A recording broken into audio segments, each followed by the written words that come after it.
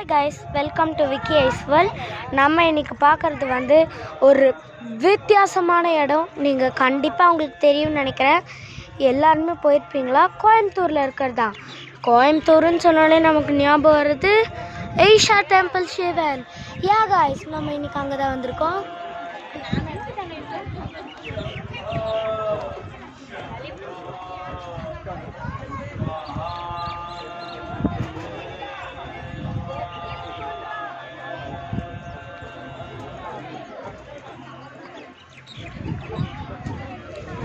ஆக்சுவலாக நம்ம நேற்று போகிறதா இருந்துச்சு.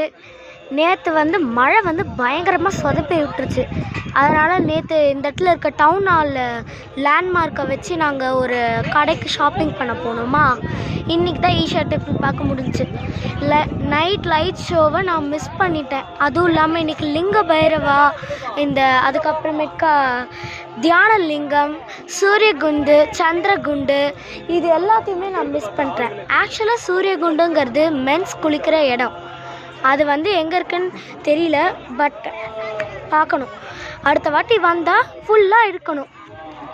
சூரியகுண்ட் ஃபார் மென்ஸ் குளிக்கிற இடத்துக்கு, சந்திரகுண்ட் ஃபார் உமன்ஸ் குளிக்கிற இடத்துக்கு.